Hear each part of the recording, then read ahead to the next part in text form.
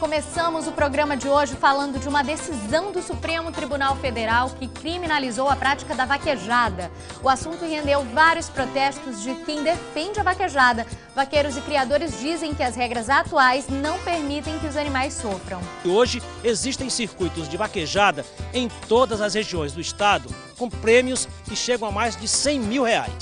Um pedido de socorro de um casal feito aqui no Mirante Rural chamou a atenção das autoridades para uma área de mata na região do Vale do Pindaré. Os dois funcionários do IBAMA fizeram questão de entrar com o casal na mata e ver de perto os locais onde os caçadores atuam. E mais, chega ao Maranhão o Atlas da Carne, uma publicação que traz informações sobre os impactos socioeconômicos da produção industrial de carne no Brasil. O Atlas da Carne é o resultado de um estudo internacional que mostra o quanto o consumo de carne em lugares onde a produção é industrial afeta os recursos hídricos, os solos, aumenta a desigualdade social. E ainda na região oeste do Maranhão, vamos mostrar as homenagens do homem do campo à Nossa Senhora Aparecida. Já são 12 anos desta festa que virou tradição aqui no povoado Sol Brilhante e em toda a região em volta da cidade de Cidelândia. Tudo isso no Mirante Rural que começa agora.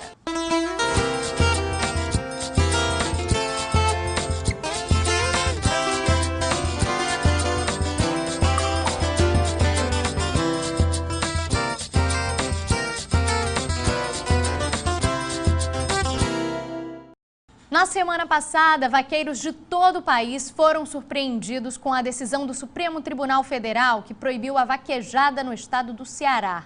Os ministros do STF alegaram que a vaquejada maltrata os animais. Aqui no Maranhão, quem pratica a vaquejada como esporte protestou, alegando que as regras atuais não permitem que os animais sofram.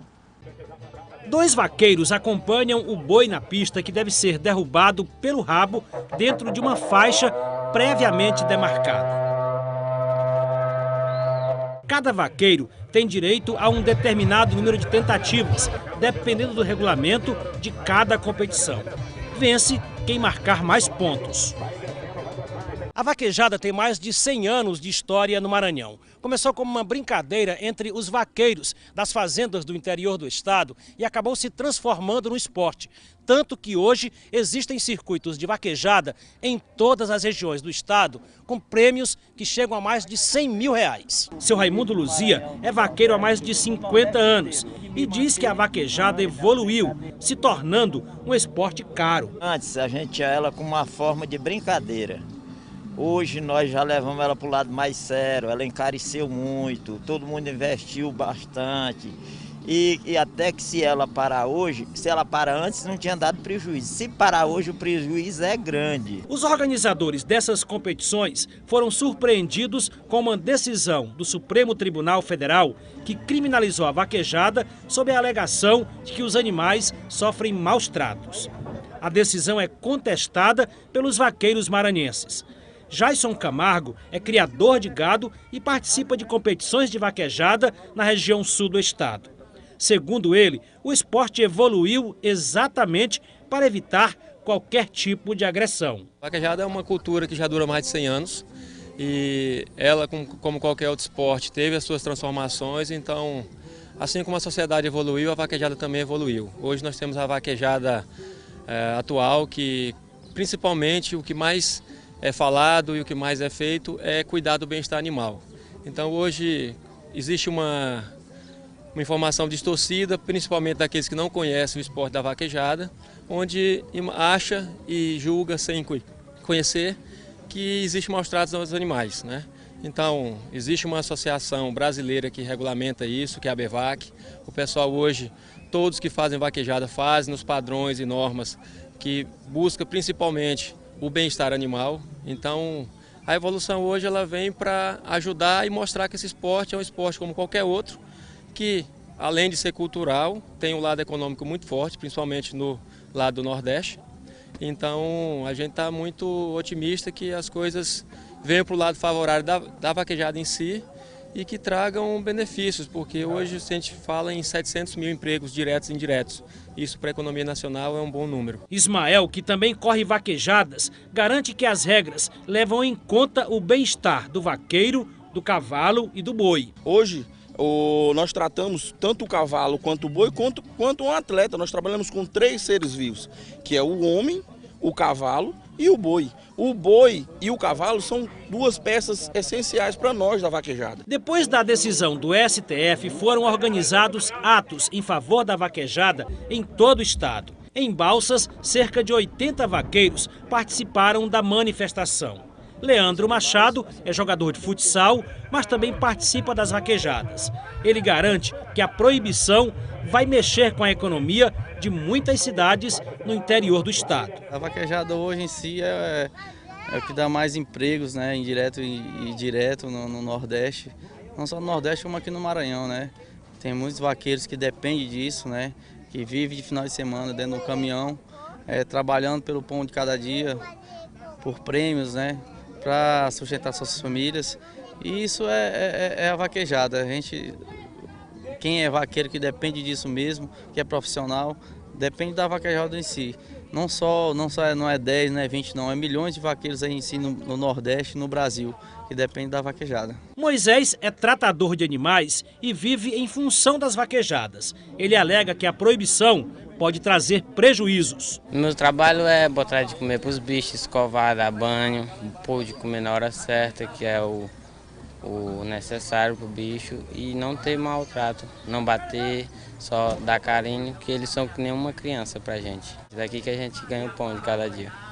Você acabar com a vaquejada, vai ficar ruim para você? Lógico, né? Como é que eu vou ter meu dinheiro para comprar minha roupa, minhas coisas?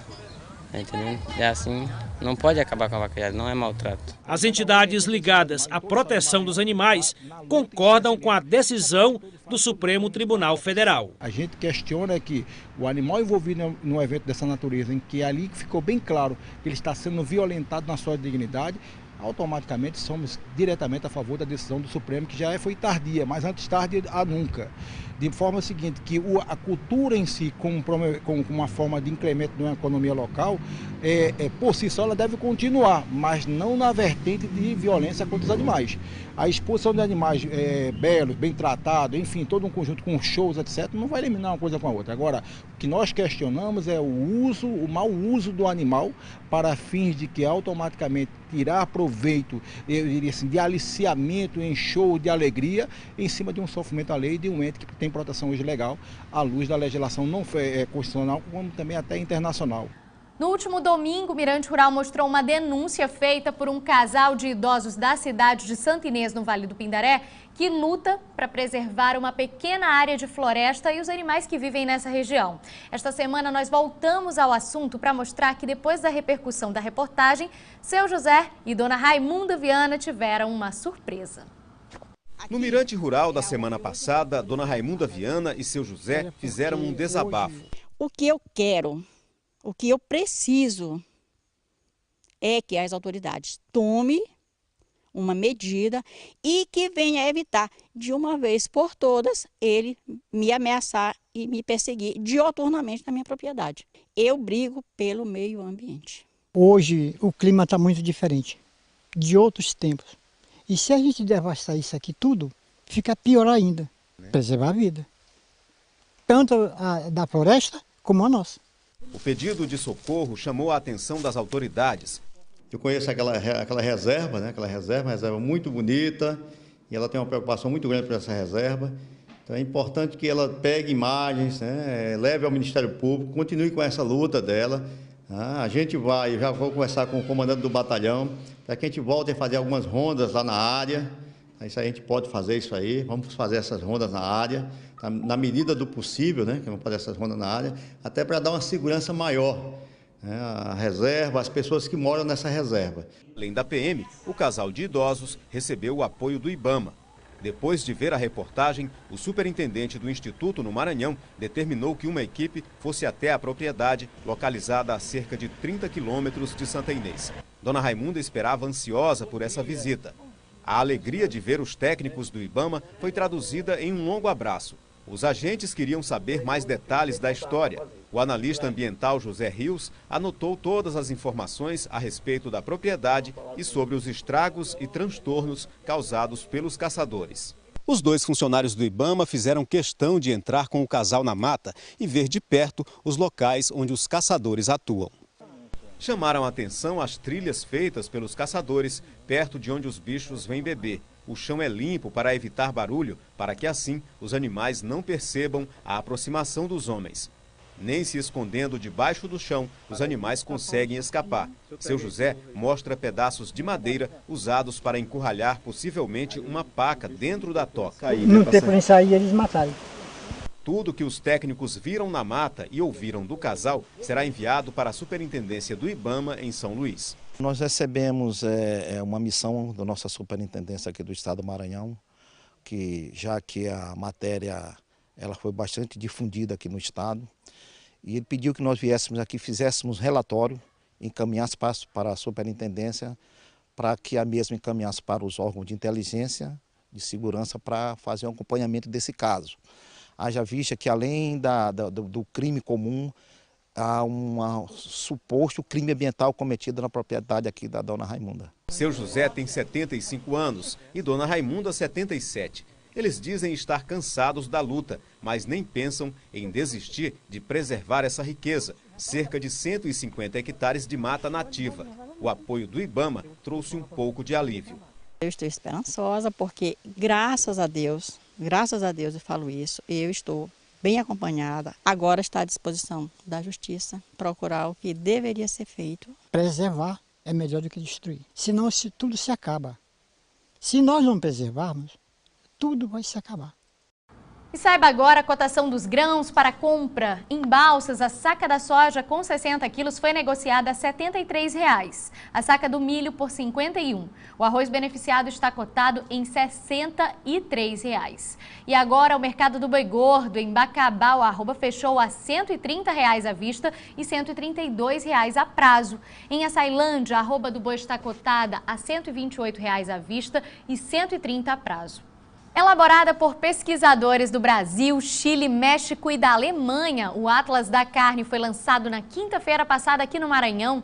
A publicação traz informações sobre os impactos socioeconômicos da produção industrial da carne no Brasil. Como tudo funciona, as influências nas mudanças climáticas, como ela atinge os recursos hídricos e aumenta a desigualdade. Esse trabalho foi realizado para chamar a atenção das autoridades para uma pecuária limpa no mundo. Ela está em feiras, mercados e na mesa de quase todas as famílias. Mas você sabia que comer carne pode custar mais caro do que o que você paga para comprá-la? Há mais de uma década, os debates sobre o consumo de carnes têm se intensificado em todo o mundo, especialmente por causa dos impactos da produção em larga escala, muitos deles ocultados pela própria cadeia produtiva. É exatamente tudo isso o que esta publicação aqui pretende esclarecer. O Atlas da Carne é o resultado de um estudo internacional que mostra o quanto o consumo de carne em lugares onde a produção é industrial afeta os recursos hídricos, os solos, aumenta a desigualdade social, fora muitos outros problemas. O livro foi lançado primeiro na Alemanha em 2013 por uma fundação internacional presente em 33 países. Agora chega ao Brasil. O lançamento no Maranhão pretende revelar todas as consequências da produção industrial de carne e o quanto elas afetam a vida das pessoas e a economia mundial. A gente tem a ver com a discussão de crise hídrica, tem a ver com a questão dos impactos no solo, a perda de biodiversidade, as escolhas, inclusive, de soberania alimentar, né? Você poder escolher o seu alimento ou não, você tem uma diversidade tão minúscula que você é obrigado a escolher só aqueles alimentos que te oferecem. E você não pode mais, antigamente, se você compara quando era criança e agora, a redução dessa diversidade de alimentos. Outros debates internacionais que têm a ver com a questão da prioridade do Estado brasileiro em favorecer somente um setor em detrimento de outros setores e como é que isso também afeta a agricultura familiar e camponesa, os povos que estão no território. Então você tem aí uma diversidade de impactos, né, que o Atlas ele tenta cobrir nos seus artigos. Além desses impactos, os estudiosos também mostram o quanto a produção de soja usada na alimentação desses animais aumenta e agrava conflitos no campo. O Atlas também fala em relação à expulsão de famílias dos territórios. Como é um Atlas global, né, apesar de ser uma versão brasileira, a gente tem alguns capítulos ligados à realidade brasileira, mas os outros são conexões com essa cadeia global. Este economista é coautor do livro. Ele apontou os impactos socioeconômicos mais preocupantes do consumo de carne no Brasil e revelou o quanto esse alimento é inacessível às famílias mais pobres. Para a gente pensar numa produção e num consumo de carnes que seja sustentável, não só em termos ambientais, mas também em termos sociais, a gente tem que pensar num modelo de produção e consumo que permita que toda a humanidade tenha acesso à carne, né?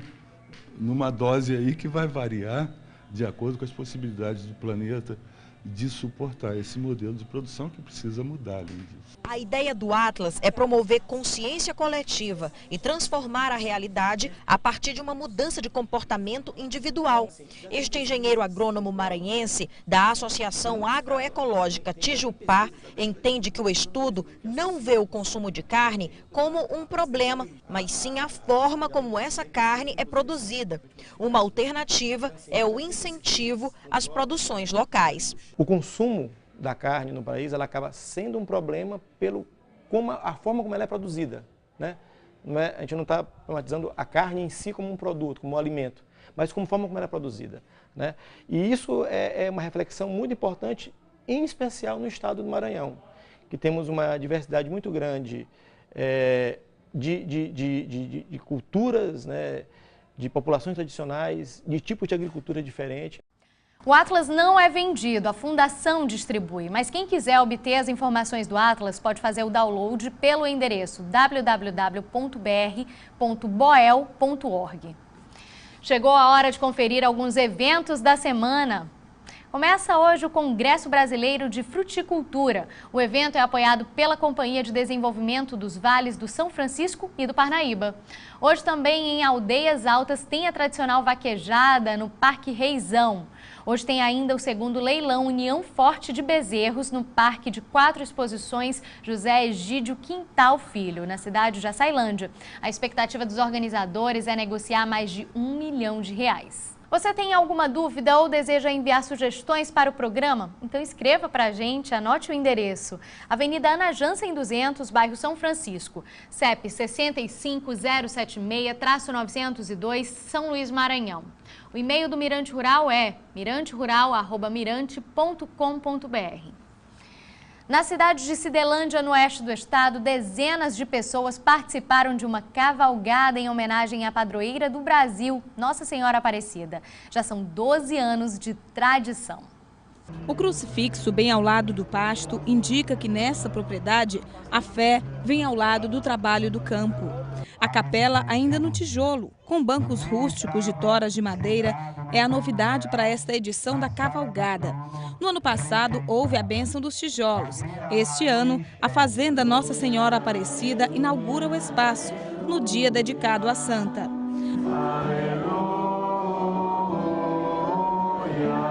A padroeira do Brasil e da comunidade de Sol Brilhante, povoado de Cidelândia, ganha homenagem especial de cavaleiros, amazonas e fiéis em geral que se reúnem nesse espaço para pedir e agradecer. A gente passou um momento muito difícil em questão da saúde do meu cunhado, de depressão muito forte, né? Estava muito desanimado já. E uma viagem que ele fez em Goiânia, ele achou, aliás, uma medalha na estrada, né? Nossa Senhora Aparecida, daí ele começou um tratamento e alcançou a graça e se recuperou, né? O Luiz mora em Imperatriz, assim como o Charles, que vem pela primeira vez em ato de devoção à santa, a convite dos anfitriões da festa. E eu vim aqui compartilhar essa confraternização, né, que tem a devoção da Nossa Senhora Aparecida. Fico muito feliz de estar aqui com eles, que eu sou também devoto da Nossa Senhora Aparecida. A promessa vem sendo cumprida ano a ano. Já são 12 anos desta festa que virou tradição aqui no povoado Sol Brilhante e em toda a região em volta da cidade de Cidelândia. Essa história começou quando Beto, filho de Dona Nilva e de seu José Hernandes, donos da fazenda, ficou doente de hepatite, à beira da morte. Dona Nilva conta que fez uma promessa à santa. O voto, caso o menino se salvasse, seria realizar uma cavalgada no povoado em agradecimento. Graças a Deus ele ficou curado. Depois minha filha também recebeu a cura do filho dela. E várias outras pessoas também aqui que já receberam cura, que já vieram pagar promessa. Seu José Hernandes apoiou a esposa. No segundo ano do evento, a paróquia da comunidade virou parceira da cavalgada. Testemunho de uma senhora aí que tinha um câncer na garganta, aquele negócio, tá aí cantando tudo, negócio, satisfeito que foi a promessa com Nossa Senhora Aparecida. Eu fico tão contente que eu apoio todos os anos esse pessoal aqui, uma parte de despesa, tudo negócio, eu fico contente. É um dia muito feliz que eu tenho na minha vida. A filha Cristiane, a exemplo da mãe, diz que também alcançou uma graça e faz o trajeto da cavalgada a pé. Quando eu tive o meu filho, que ele hoje tem 3 anos, ele nasceu com tumor no olho, então como eu sou devota de Nossa Senhora Aparecida, eu fiz essa promessa, deu tudo certo a cirurgia dele, ele não ficou cego, ele não teve nenhum problema, o olho dele é perfeito um com o outro. O José Roberto tem hoje 22 anos, ele quer que o evento seja passado para as próximas gerações. E estamos fazendo uma festa muito bonita, uma festa religiosa e isso aqui vai ser de geração em geração, papai, filho, neto e bisneto, e não é de parar agora. Antes das comitivas saírem pelas ruas, é realizada uma missa cheia de simbolismos. Dela participam os que vieram agradecer pela realização de pedidos feitos em anos anteriores e os que fazem hoje as promessas. O padre faz a celebração, caracterizado como os principais devotos da santa por aqui, com o chapéu de peão de boiadeiro. 12 anos. Começou essa devoção. Ela começou pequena e hoje a gente vê essa grandeza. E hoje está se tornando um lugar de peregrinação. Então é momento de alegria para toda a Diocese de Imperatriz. Na cavalgada não tem consumo de bebida alcoólica, a pedido dos organizadores da festa. A imagem da santa é carregada sobre o carro de som que puxa a multidão saindo da fazenda. Daqui as comitivas de carro, a pé e sob os cavalos seguem até o povoado Sobrilhante, onde será a segunda parte da festa. Depois de muitos quilômetros percorridos, é hora de completar o percurso na paróquia que fica na sede do povoado Sobrilhante. Os fiéis concluem o pagamento dos votos ou os pedidos e seguem para um verdadeiro banquete. 20 pessoas trabalharam por 2 dias para preparar toda essa comida. 3 bois foram abatidos para que todos os convidados sejam servidos com fartura. A cavalgada do povoado Sol Brilhante reuniu este ano mais de 3.000 pessoas.